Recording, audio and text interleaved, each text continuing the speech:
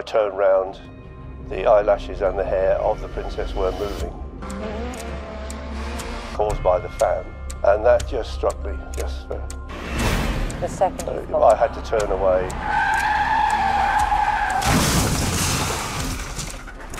After 27 years of being silent, Princess Diana's driver has finally broken his silence on that sudden, tragic accident. And let us tell you, what he revealed has shocked the world.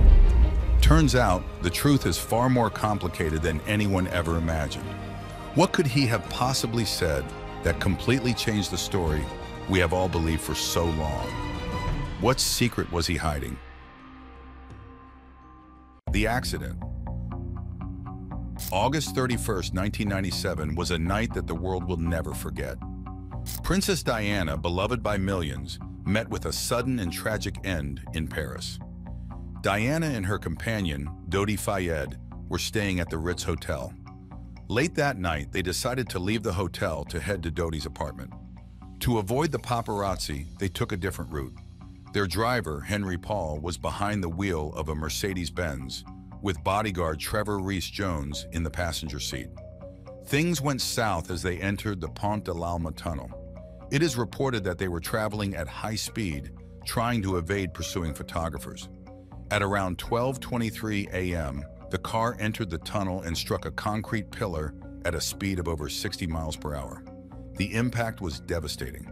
The front of the car was completely crushed. Henri Paul and Dodi Fayed died instantly. Trevor Rees-Jones, the bodyguard, was critically injured but survived. Princess Diana, who was sitting in the rear passenger seat, was still alive when rescuers arrived. She was quickly taken to Pitié-Salpêtrière Hospital. The scene was chaotic, with flashing lights, police officers, and paparazzi all around. It was a tragic moment that left the world in shock. At that time, there was a man, some 300 miles away, sleeping in London, whose life revolved around the princess, who had no idea that his beloved boss was breathing her last in a crowded hospital in Paris. Who was this man? The chauffeur. 20 years after the heart-wrenching tragedy, Colin, who was Princess Diana's loyal chauffeur, finally broke his silence. Colin appeared on a talk show, and with tears welling up in his eyes, he shared the burden he has carried all these years. Colin confessed his deep regret for not being behind the wheel that fateful night. He believed that if he had been driving, things might have turned out differently. What did Colin tell the reporters? Colin told them about the chilling moment he learned about the accident. It was a seemingly ordinary night on August 31st, 1997. He was in bed with his wife when the phone rang. At first, Colin thought it was nothing. It just felt like just another call. But then his wife picked up the call and his whole world turned upside down. After answering the phone, Colin's wife handed him the phone and told him to sit up. On the other end was a colleague from Balmoral. He told Colin that Princess Diana had been in a car crash and that she had been severely injured. Can you imagine? One moment you are about to drift off to sleep, and the next, your whole world comes crashing down on you. The colleague told Colin to turn on the TV, and there it was, the accident that would forever change history. Princess Diana's car had crashed in the Pont de l'Alma tunnel in Paris. Colin quickly got dressed and rushed to Kensington Palace. His mind was racing with 1,000 thoughts. Shock, sorrow, a sense of helplessness. He was crushed. He described to the hosts Kate Garraway and Ben Shepherd how he struggled to hold back tears as he realized the full gravity of Diana's condition. At first, Colin was told that Diana was injured. This tiny glimmer of hope made him hold on. But soon, the truth hit him like a ton of bricks. The private secretary revealed the devastating news. Princess Diana had died.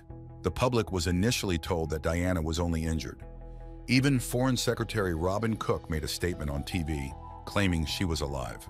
This brief moment of hope was cruelly dashed when the official confirmation of her death came through. Watching Colin's interview on the show made everyone realize how many years of guilt and grief were hiding in that man. He talked about how he could have saved the princess. What if it were him that day driving that car? What if Princess never left for the apartment? It seems like he has been constantly replaying that night in his mind for the past 27 years.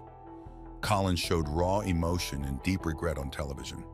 His pain was evident, his sorrow clear.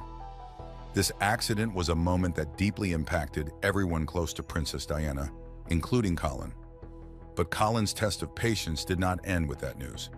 He had to face something else, something far more difficult. He had never imagined he would have to do such a thing in his life. What was it? Trip to Paris. Colin faced one of the toughest tasks of his life, bringing Princess Diana's body back to England. The weight of this responsibility was enormous. The palace had given him a heartbreaking mission that was going to test him emotionally and logically. Traveling to Paris was the worst journey Colin had ever taken. Diana was not just his employer. She was someone he cared about deeply. The news of her tragic death shook the world, and Colin was thrown into a whirlwind of events and emotions as soon as he landed in the French capital.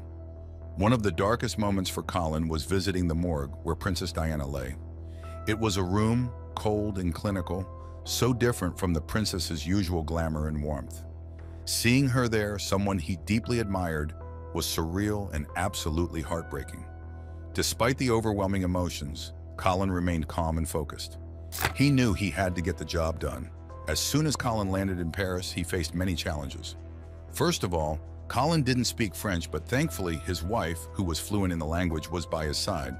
Her support was important to him in this situation.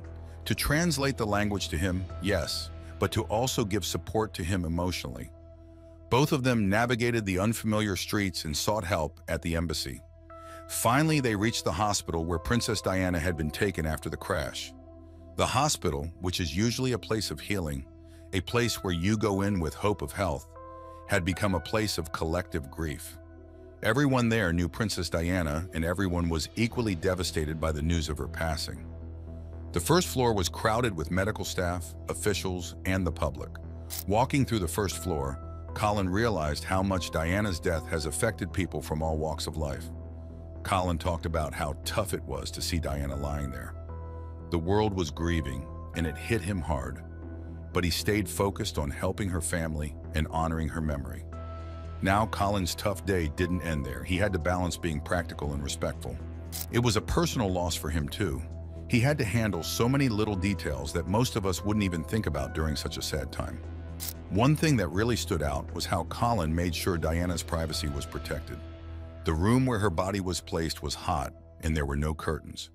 Colin saw people on a nearby roof and worried they might be the media trying to get a glimpse or worse, shoot some photos. So he used blankets to cover the windows. It made the room hotter, but it was the best he could do to keep her dignity intact. He also did not want to raise the room temperature too much. So to cool down the room, he even got some fans. Colin just wanted to make sure everything was done right. His respect for Diana showed in every little thing he did. When Colin placed the fans in the room, he noticed the princess's eyelashes and hair moving gently with the breeze. The sight was surreal and almost too much to bear. It brought back memories of her in life, her graceful presence, and the small, delicate details that made her so human and so beloved. This moment was like a final haunting echo of her vitality, and it hit Colin hard. His heart ached as he watched. It was a simple, almost mundane movement, but it felt profoundly significant.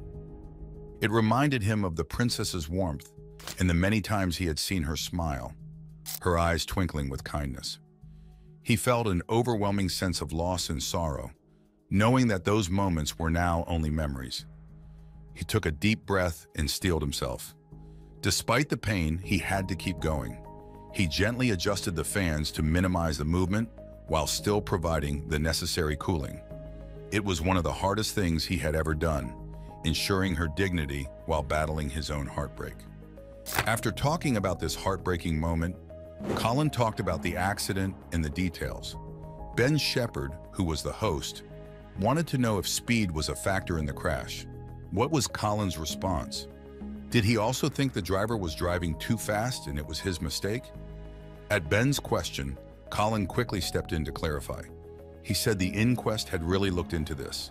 Speed was definitely a part of the investigation, but it was not the only thing that mattered. There was so much more to consider. Colin explained how the tunnel's layout could mess with the driver's perception. The way the trains moved could create a visual illusion of speed. Say you are driving through a tunnel and everything around you is moving. In that moment, it is easy to see how someone could think they were going faster than they actually were. This kind of thing could easily throw someone off, especially in a high-pressure situation like that night. He painted a picture of what it was like. The tunnel's design, with all its twists and turns, made it hard to navigate. And on top of all that, the paparazzi were chasing them. It made it difficult for the driver to focus on one thing. He had to drive carefully and also drive fast to get away from the paparazzi. The whole situation was a combination of many factors coming together in the worst possible way. Ben was really keen to get into the details. He pressed Colin for more information, and Colin explained everything in detail. But even for an experienced driver, it was a nightmare to handle. Colin shared a personal story to illustrate his point. He talked about how driving through that tunnel could be tricky. The stations, the lights, the movement, it could all create an illusion of speed. Drivers might feel like they were speeding when they weren't. This kind of misperception could lead to bad decisions, especially when you are trying to shake off paparazzi. He talked about how the paparazzi played a huge role in the chaos. They were relentless, always pushing, always chasing. This constant pressure made everything more dangerous. He didn't just blame the paparazzi, though. Colin acknowledged that there were many things happening at once. The tunnel itself was a challenge. The speed was a factor. And the pressure from the paparazzi complexed everything. It was a perfect storm of bad conditions that led to the tragedy. Colin's insight into the crash went beyond just the driving conditions. He talked about the emotional toll it took on everyone involved. The pressure was immense. The driver, Henri Paul, was under a lot of stress. The paparazzi were aggressive, and the whole situation was intense. Colin's voice grew softer as he talked about the human side of the tragedy. He mentioned how everyone involved was affected, from the driver to the medical staff. The pressure and the stress took a toll on everyone. He recalled how the inquest had examined everything in detail. They looked at the speed, the tunnel's design, the actions of the paparazzi. Everything was scrutinized. The conversation then moved to the medical intervention after the crash. Colin shared how the doctors did everything they could to save Diana. The pressure on them was immense. They worked tirelessly, but the injuries were too severe. Despite their best efforts, they couldn't save her. Colin spoke about Dr. Monsef Daman, who was involved in Diana's emergency care. He shared how the doctor described the frantic efforts to stabilize Diana. The gravity of her condition was clear right from the start. They did everything they could, but it just wasn't enough. In a later interview, Dr. Daman talked about the heavy burden he carried from this experience. He said that trying to save someone as beloved as Princess Diana and then seeing the whole world mourn her left a mark on him. It was something he would never forget. Colin said that after he brought back the princess from Paris, he had to do another difficult duty. What was it this time? The funeral. The next task was to plan Princess Diana's funeral. Colin had been through a lot, but planning Princess Diana's funeral was something he could never have imagined in his wildest dreams. According to him, it was the most significant and solemn ceremony he had ever been a part of. Despite his vast experience in event planning, this was a whole new level. It was Saturday, September 6, 1997. At precisely 9:08 a.m., the tenor bell of Westminster Abbey rang, which meant the procession had started. The scene was heart-wrenching as the coffin left Kensington Palace. The coffin was draped in the royal standard, and it was carried on a gun carriage by the King's troop. The streets of London were filled with silence and sorrow as Diana's coffin made its way through Hyde Park to St. James's Palace. This was where her body had rested for 5 days before being moved to Kensington Palace. The procession itself was incredibly moving. The gun carriage made its way through the streets, and everyone was just silent. People lined the streets, many of them in tears. Seeing Princes William and Harry walking behind the coffin, heads bowed, was particularly heartbreaking. It was a moment that encapsulated the nation's collective grief. Despite the initial uncertainty about whether Diana would receive a ceremonial funeral, the ceremony at Westminster Abbey was nothing short of grand. Inside the Abbey, 2,000 people gathered, while outside Hyde Park was packed with people watching on large screens. The British TV audience was massive. In fact, over 32 million people watched the funeral live. It was one of the highest viewing figures ever in the UK. They saw the whole ceremony inside Westminster Abbey. There were readings, hymns, and eulogies that celebrated Diana's life and legacy. The atmosphere was heavy with loss, but there was also a deep respect for a woman who had touched so many lives. Among the attendees were some of the world's most famous faces. Dignitaries, celebrities, and friends came to pay their respects. U.S. First Lady Hillary Clinton, French First Lady Bernadette Chirac, Luciano Pavarotti, George Michael, and Elton John were all there. As the ceremony ended, there was a sense of finality. The world had come together to say goodbye to Diana, Princess of Wales.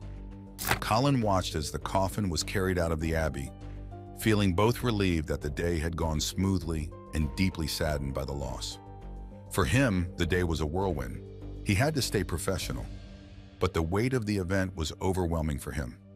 Planning Diana's final farewell was an honor, but it was also so difficult for him emotionally.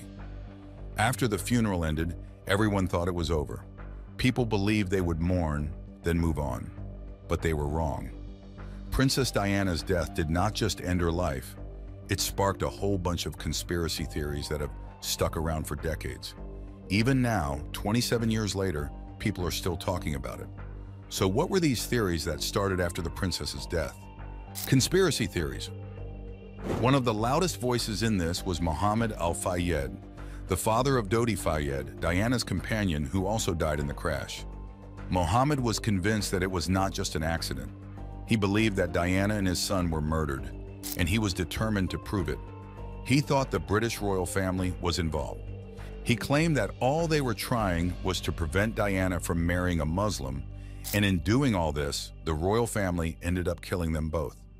Mohammed never backed down. He kept pushing to uncover what he believed was the real story. In 2003, things got even crazier when Diana's former butler, Paul Burrell, published a note.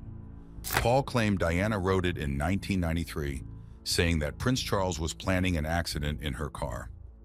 She mentioned that Prince Charles was planning to cause a brake failure in her car that would cause her a serious head injury, and it was all supposed to make way for Charles to remarry. This note added fuel to the fire and made people wonder if the crash was really just a tragic accident. Even though a lot of people thought the paparazzi were to blame, investigations showed they were actually some distance from the Mercedes S280 when it crashed. They were not directly responsible, but their chasing definitely didn't help. The jury at the British inquest in 2008 said it was unlawful killing, blaming both the driver, Henri Paul, and the paparazzi for their part in the crash. But even with these findings, the conspiracy theories did not stop. Mohammed Al-Fayed kept saying that his son and Diana were murdered. He went so far as to claim that the British royal family had orchestrated the whole thing. He believed they could not stand the idea of Diana marrying a Muslim and possibly having a child with him. There were more theories too. Some people thought MI6, the British intelligence agency, was involved. A former MI6 officer, Richard Tomlinson, said that the agency had been watching Diana and had a hand in the crash. He suggested it was made to look like an accident. He said it was an old trick that is often used by intelligence agencies. Another theory was about the American CIA. Some people thought the CIA had been tracking Diana because of her landmine campaign and other work. They were worried she was becoming too influential and decided to intervene, and they ended up killing her and made it look like an accident. Then there was the idea that the French authorities covered up the true cause of the crash. Some believed that important evidence was either mishandled or hidden during the investigation, leaving many questions unanswered. These theories kept popping up despite all the official investigations and inquests. In fact, the British police had to launch a special operation called Operation Paget. What was this Operation Paget, and what did they find out in the end? The investigation. Now, the police were tasked to tackle the endless conspiracy theories about Princess Diana's death. So the British police launched a special investigation called Operation Paget in 2004. This extensive operation was set up to look into all the claims and speculations surrounding the tragic accident. It was led by Lord John Stevens, who is the former head of the Metropolitan Police. Operation Paget's main goal was to investigate all the allegations and theories that had emerged since Diana's death. This included examining claims of foul play, looking into the role of the paparazzi, and even considering whether British intelligence agencies were involved. One of the primary tasks was to look into Mohammed Al Fayed's allegations. He believed that his son Dodi and Diana were murdered as part of a conspiracy orchestrated by the British royal family. He made some serious accusations that needed a detailed and unbiased investigation. Operation Paget took these claims seriously. The team interviewed over 300 witnesses, including those who were with Diana in her final hours, members of the paparazzi, and even former intelligence officers. They gathered around 1,400 witness statements and reviewed thousands of pages of documents. This was a thorough and exhaustive process aimed at uncovering the truth. One of the critical pieces of evidence was the note from Diana's former butler, Paul Burrell. In this note, Diana allegedly wrote that she feared Prince Charles was planning an accident in her car. The team scrutinized this note, looking at its authenticity and considering it within the broader context of Diana's life and fears. While it added an intriguing element to the investigation, it was not enough to prove any sinister plot made by Prince Charles. Operation Paget also looked into the events of the crash night. They examined the role of Henri Paul, the driver, who was found to have been under the influence of alcohol and prescription drugs. His erratic driving was identified as a major contributing factor. The team used advanced computer simulations to recreate the crash and understand precisely how it happened. Regarding the paparazzi, the investigation confirmed that they were indeed pursuing Princess Diana and Dodi that night. However, it was determined that the paparazzi were not directly responsible for the crash itself. They were at a distance when the accident occurred, but their relentless chase undeniably added pressure to an already dangerous situation. The French authorities had already conducted their investigation, and Operation Paget reviewed their findings too. The French concluded that it was a tragic accident caused by high speed and the driver's impairment. Operation Paget also concluded their investigation the same way, but added more context and detail from the British perspective. One of the significant outcomes of Operation Paget was the 2006 report. This 832-page document detailed every aspect of the investigation. It concluded that there was no evidence of a conspiracy to murder Princess Diana or Dodi. The police mentioned that the crash was a tragic accident caused by a combination of factors, including Henri Paul's intoxication, the high speed of the car, and the pursuit by the paparazzi. The whole operation cost around £12.5 million, which is equal to USD 16.2 million. The operation took nearly 3 years to complete. In fact, it was one of the most extensive and expensive investigations in British history. The aim was to provide a definitive answer to the lingering questions about Princess Diana's death and to bring some closure to the public and Diana's family. But the operation failed to do so. Despite these findings, the operation did not stop the conspiracy theories. Many people, including Mohammed Al Fayed, were not satisfied with the conclusions.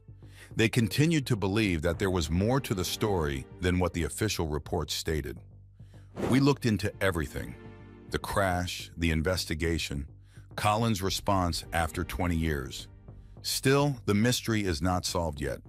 Even though Operation Paget concluded it was a tragic accident, there are still some questions that keep popping up. Let's be real for a second. Operation Paget was led by the British police, so it is no surprise they might conclude what the authorities wanted them to. And then how could they dismiss Princess Diana's note just like that? There must be some truth to it, right? What do you think? Was it really an accident? Or was there a plot? Who was truly responsible for Princess Diana's tragic death? Share your opinions with us in the comments below. If you want more mysteries uncovered, go ahead and like this video and subscribe to the channel, because we have got a lot more of this. Thanks for watching. Goodbye.